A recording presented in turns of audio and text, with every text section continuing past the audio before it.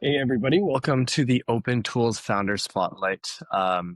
Today we are joined by Justin Smith, the CEO of Contractor Plus. Justin, path has been anything but typical. He's the founder and CEO of Contractor Plus, the all-in-one operating system for contractors, and now he's launching Estimatic AI, an AI-powered estimating assistant that can turn hours of quoting into minutes. Justin, welcome to the show. Great to have you here. Thanks for having me. So, for those who don't know you yet, could you maybe just tell us a little bit about your background and how you got into this world of tech and construction? Tech and construction, two different worlds. I guess they're becoming more and more intertwined. So I grew up with a mother who's a general contractor in South Central Ohio. I spent my summers working with her, everything from small remodeling jobs to complete builds, new builds. She's still actually actively working today, running crews. Um, yeah, she's awesome. So then I went to college in Central Florida and joined real estate and property management business and ended up realizing how much we were subbing out. So started a maintenance division, which we ended up mounting a GC license with that company. And that became the largest grossing division of our business by far. And we ran at our peak about 7 years into it. We had 35 guys and running multiple crews. We would deal with like the unit make readies and the turns when we would sell a new property on our sales division. Then we would have to get it ready to rent out to hand it over to our property management arm. So we would handle that, and then we would also have to handle all the tenant work orders. We managed 800 or so doors, and there was a lot of work orders there. So we would typically delegate or assign crews of two and send guys out, and once they would get done with the work orders, they would go to their unit turn. And so, it was in that business that I realized our own scheduling inefficiencies and estimating inefficiencies. I'd have my foreman go out and draw up estimates on a pen and paper, and he'd bring it back to the office, and either my bookkeeper or I myself would stay until 11 o'clock. There was nights I was at the office until 1 a.m. Just typing everything up in QuickBooks and sending it off for approval. And I realized that, if we're having these problems in our business and, we really can't get past that $3.5 million mark without getting different systems and processes in place, then other businesses are certainly having these pain points as well. And I decided to start solving these problems by building software. So that's kind of like the long version of how I got into tech, but yeah. It's interesting what you said in the beginning about tech and construction being kind of parallel industries. Obviously, not completely, but I'm sure construction is what we call a legacy industry, something that has been old and done for so long. So, as an innovator in the space, how has that been trying to introduce tech to maybe a contractor who barely uses his cell phone and has no idea how to use That technology? that is a great question, and it's a question that comes up a lot. I got to be honest, we don't experience a whole lot of tech resistance. 4 years ago when we just started Contractor Plus, I think we experienced it a little bit more. I remember doing some sales calls where there were, it's like the wife or like the office manager. Or it's usually not the contractor themselves. It's someone who experiences the actual pain of dealing with this stuff that is, moved to find a solution for it. And a lot of times that's where we would meet the resistance. It's not when we do a demo with like the office manager, it's when we actually talk to the contractor and the guys that are actually going to have to implement this in the field. And I suppose there is some resistance when a company does decide to integrate tech. Some of their guys or their subcontractors still don't want to, log their mileage or punch in, or like it's hard sometimes to get some of your crew members to adopt these things. Of course, there's this easy answer to all of that. Now, I would say they're not necessarily parallel industries, but I would say that tech is becoming more and more of a mainstay in the trades. And any trade business owner that is serious about running their business, if they want to be home in time for dinner, I think they realize pretty quickly that they're going to have to get some systems in place to make their life a little bit easier. So it doesn't take very long to realize that, once you get to more than, I would say, 500K a year, you can easily run a business. You could run a business up to 500K, maybe a million a year on a paper ledger if you really wanted to, and plenty of guys are. But if you're serious about growth, you need systems, you need processes, and it doesn't take you very long to figure that out.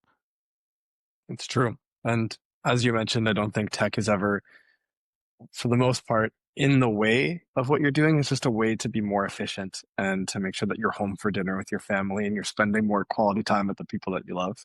Can you explain a little bit more about Contractor Plus and how that's actually creating efficiencies for people in the trades?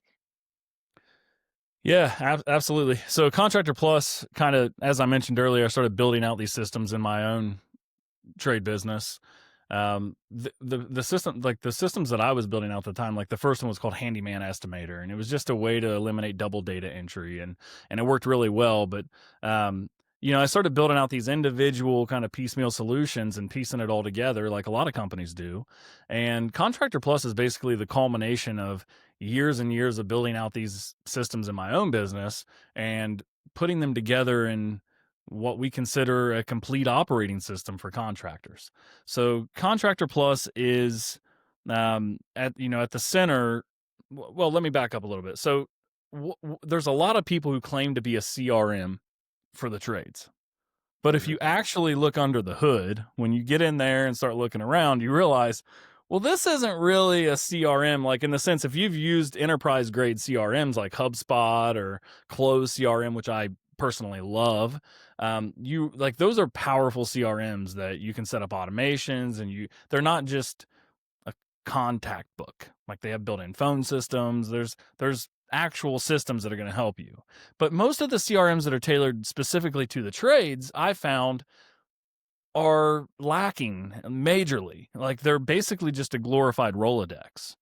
And if you really think about that from the service business owner's perspective, how does that actually help the business? I mean, sure, it's like a central place where you can store all their quotes and estimates and invoices, and yeah, it helps in some ways, no doubt. But is it actually a CRM? Does it actually help them manage their client relationships? And the answer is no. So, we wanted to build a CRM that wasn't just a glorified contact book, but actually help them run their business. So at the core of Contractor Plus is a industry first, just an amazing CRM. Um, I know I'm biased, but it really is amazing. But we didn't stop there. Like I mentioned, Handyman Estimator, that became the estimates module, which is by far the most used module in our entire solution.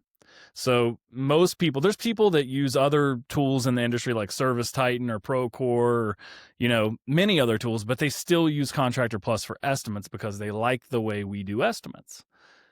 And, I think what makes estimates so special in Contractor Plus is how we have multiple line item types. You can drag and drop different groups and line items in and out of groups. And we bring in live material pricing, and we really help you create amazing estimates very quickly. You can import your cost book. And so all of your pricing templates are line items you can import, and you can quickly recall them just by searching for what you're looking for, whether you use codes which are common in the industry, or you just search for what it is, like a plain text label.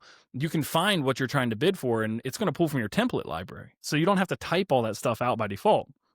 So super convenient. Even without Estimatic AI, building estimates inside of Contractor Plus is a lot easier than building estimates elsewhere. Um, that said, we realized a lot of people, like a lot of jobs could take. I mean, just from my own experience, I would send a guy. So my foreman goes out and does the estimate on pen and paper. He draws it all up. That's the first problem right there. So he draws it all up and guesstimates the material pricing, what we're going to need. Then he brings it back to the office. Sometimes these things are 5 pages long. And then I have to type it up in QuickBooks. And by the time I get it all typed up and all my margin added and everything, sometimes we've spent a collective 10 hours, maybe 15 hours on a bid. So if you're doing things that way, not only are you not going to be home in time for dinner, but there's a ceiling of how many estimates you can crank out. So if you're limited on the number of estimates you can crank out and you're only winning 20% of your bids, or 15 to 20% of your bids, then clearly you're not going to be able to grow your business beyond a certain point. So if you want to get past, if you want to break through that ceiling and really start to scale your trade business, you have to find a solution to this problem. And that is where Estimatic was born. It was born from the idea that a really good, fully itemized, just a beautiful estimate with options and grouping and itemization, client presentation ready, with accurate takeoff, like an accurate calculation of the scope and the materials that are required to complete that job, shouldn't take you 3 days to complete. It shouldn't even take you 3 hours. With the technologies that we have available to us today and large language models working in the background to handle the bulk of this compute, we should be able to do something like that in under 10 minutes. So that is how Estimatic came about, and really awesome. We shipped our beta for Estimatic in July, and we invited 100 users.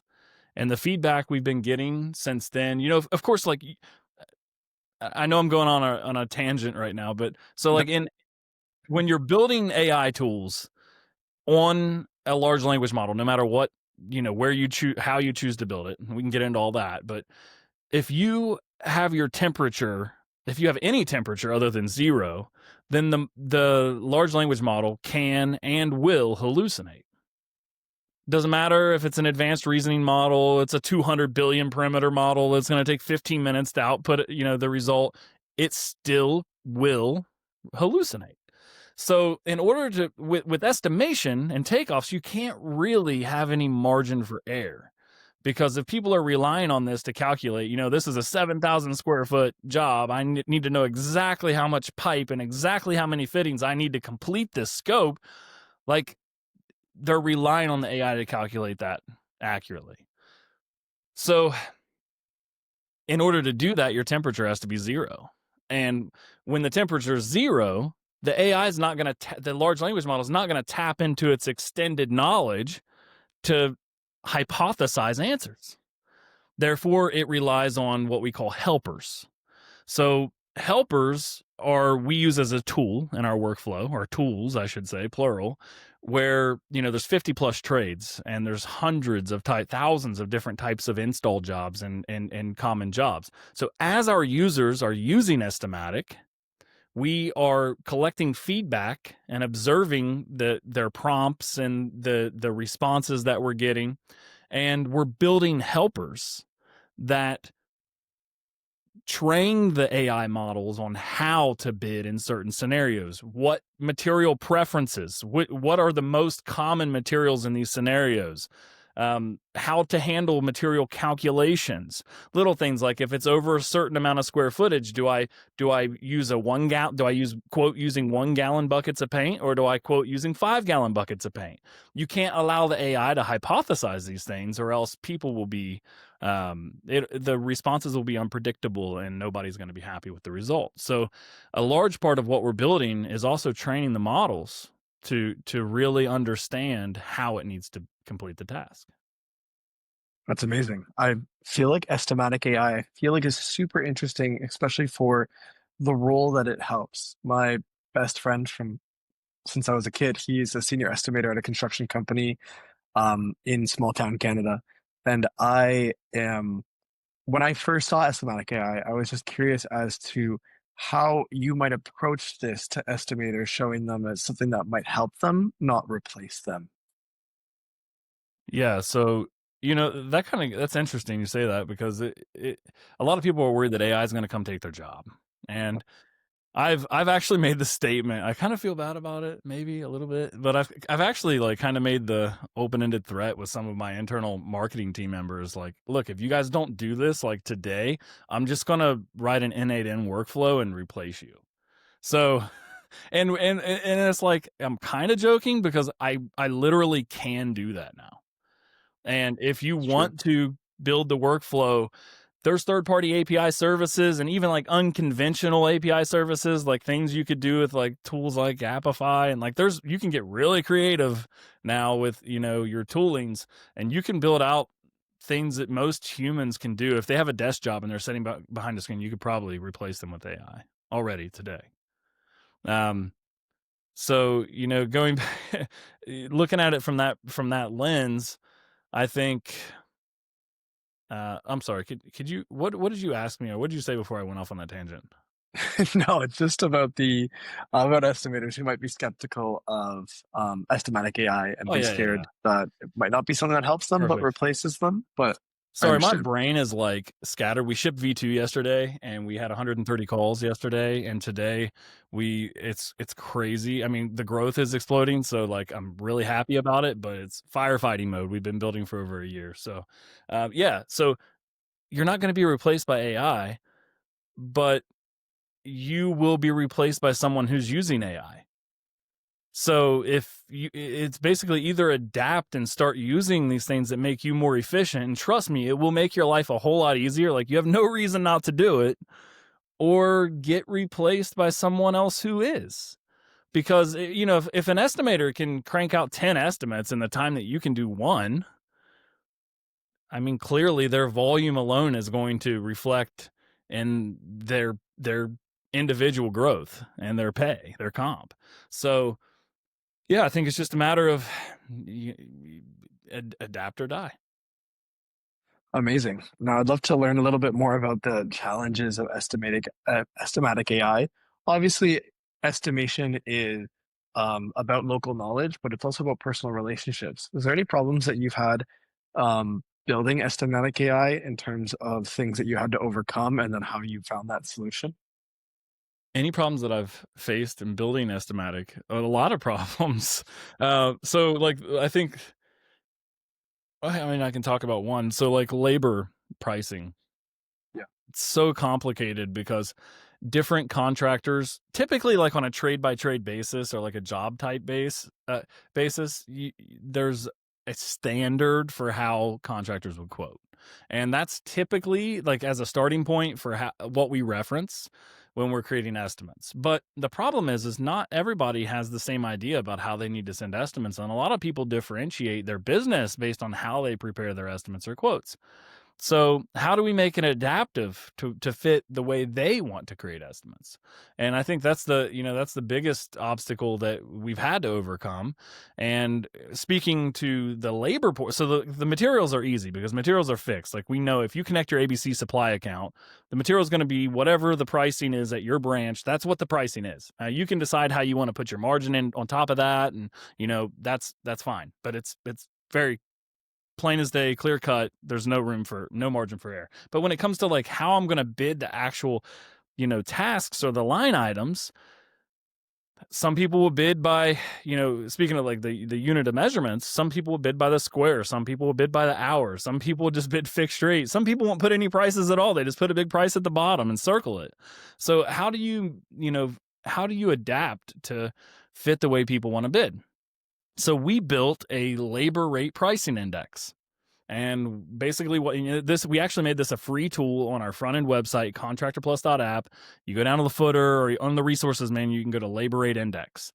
And what we do now is every time an estimate gets approved by a client. So if someone's using Contractor Plus, and we've got 60,000 contractors or so in the US right now that's using Contractor Plus, they send an estimate to their client approves the estimate. That means they won the job. That means they gave them the thumbs up. That means they did something right. So every time an estimate is approved, we send that we're using Claude Sonnet on the back end to analyze that estimate and to then commit that to a database that we can reference of approved estimates.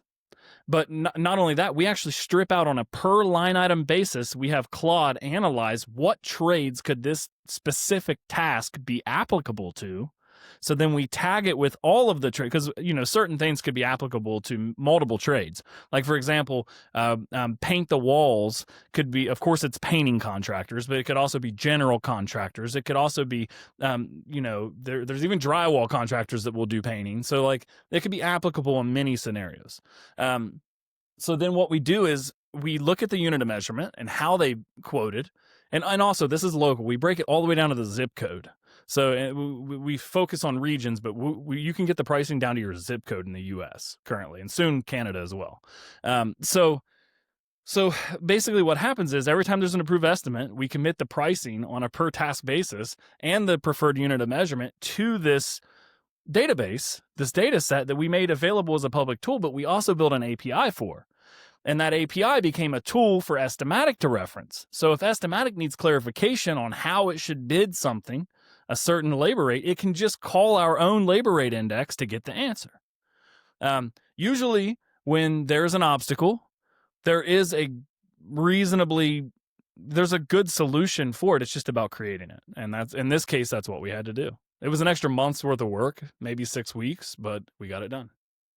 A great solution. How is your whole decision-making process with your team when you guys come across a part of maybe in Contractor Plus, an area of construction you're not super familiar with? Do you guys lean on experts? Do you guys hire on somebody new?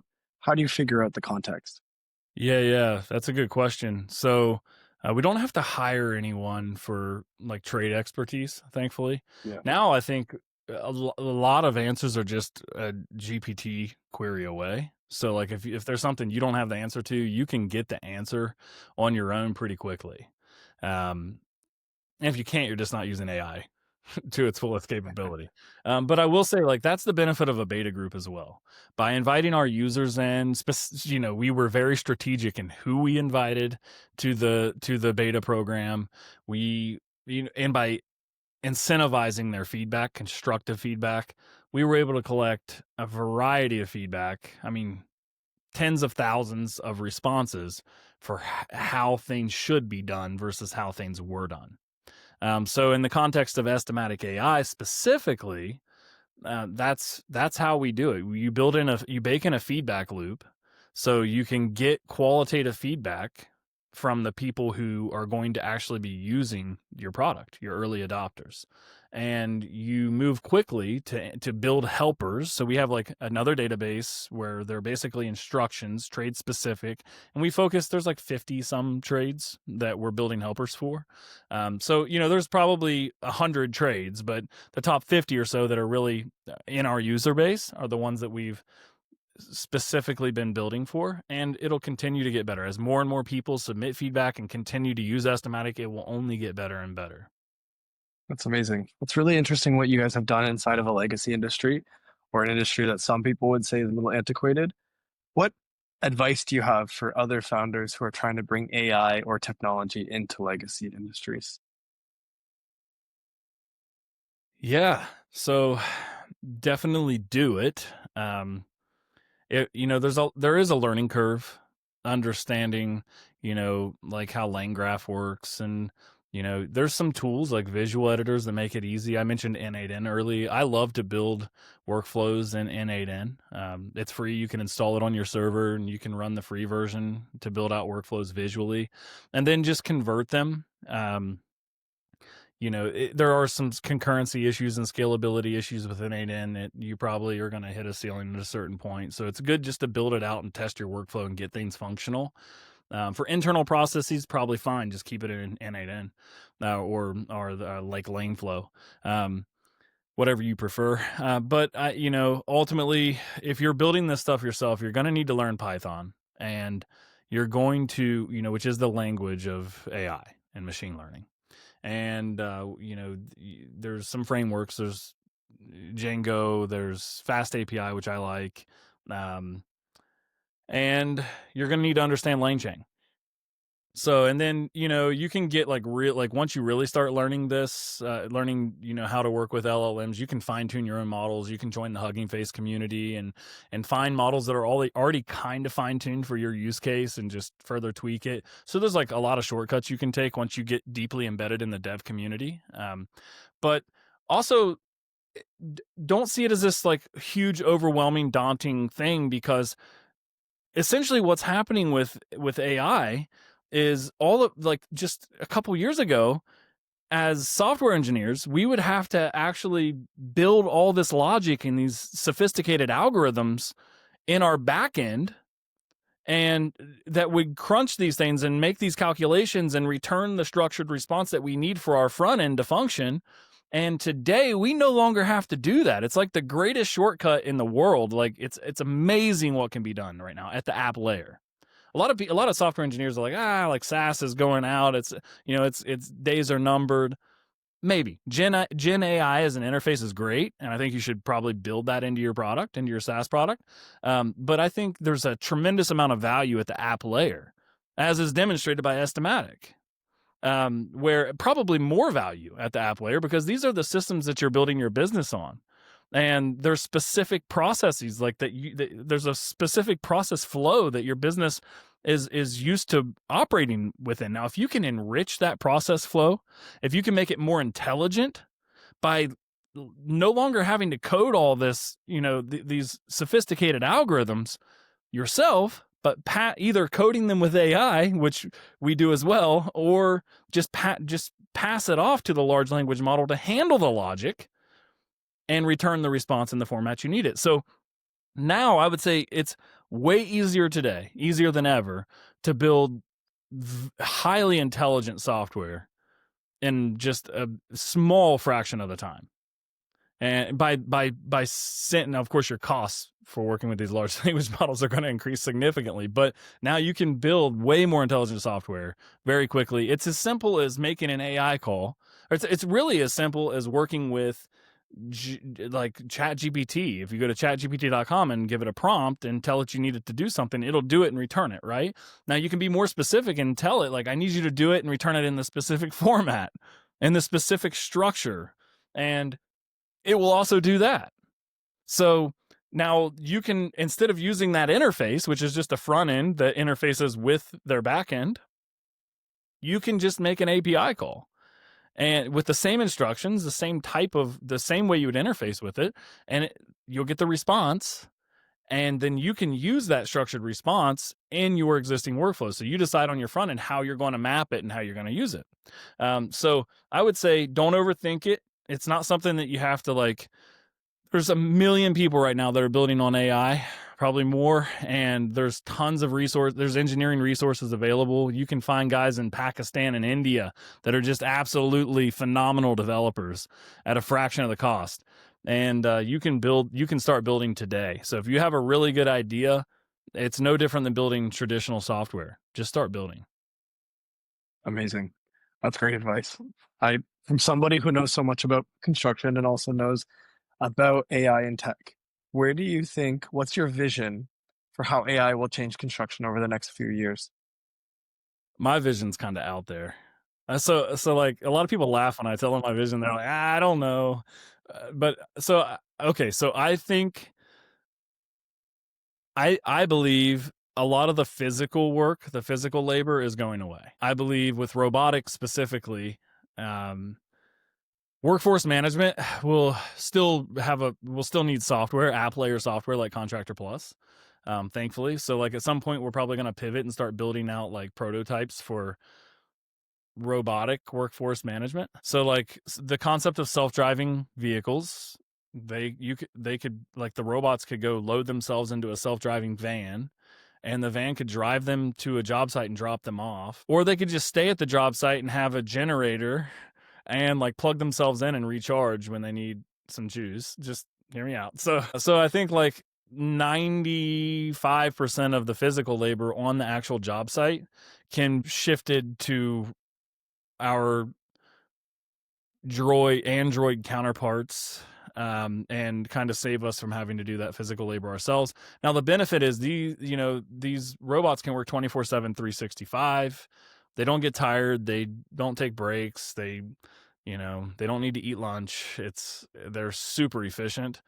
And also we have a huge housing shortage right now. Although like the housing market's cooling off right now because of interest rates, and inflation, but ultimately there is still a shortage. So I think we're short 4.5 million homes.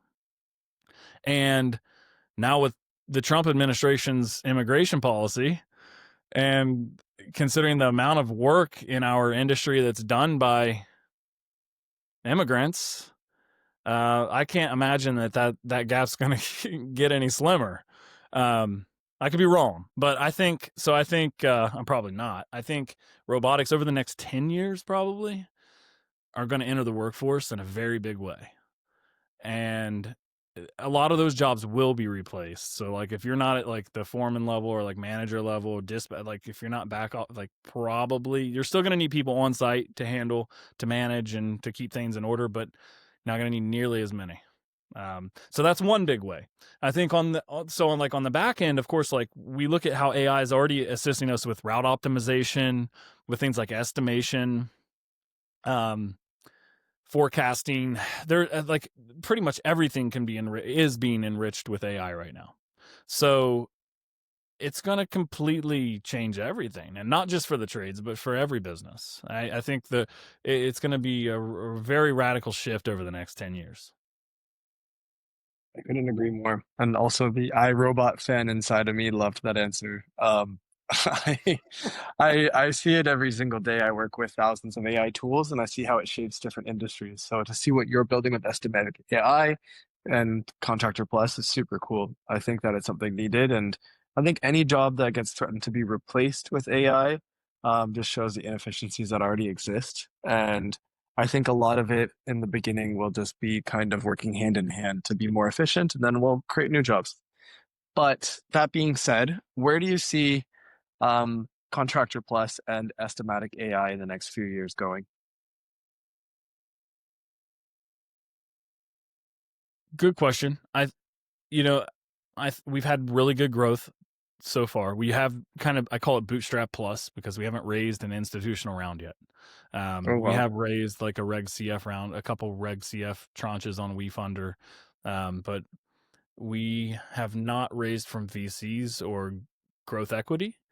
I think we're at a point now where our product is in a good position and our revenue is in a good position where it definitely makes sense to find a really good financial partner that can come in. We already have the product. Our churn is really low, and the product keeps getting more and more sticky. And I think now it's just about like we don't need to like raise capital to like buy runway. We need to raise capital to scale. So like we're in a very different position. I think if we raise $10 million tomorrow, we could allocate those funds successfully and turn this into $100 million a year business.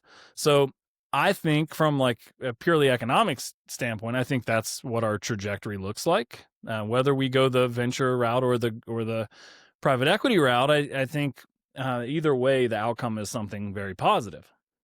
And I think the outcome will be positive solely because the impact that we're having on our users' lives is also positive. Like for something to be a good idea, everybody has to win, and in this situation, everybody's winning. So we're in a really good spot right now, and I think the next 5 to 10 years, hopefully by 10 years, we've exited, and I'm sitting on a beach sipping Mai Tais. I don't know, but in the next 5 years, I don't know. Hopefully, that coveted 100 million a year mark sounds great.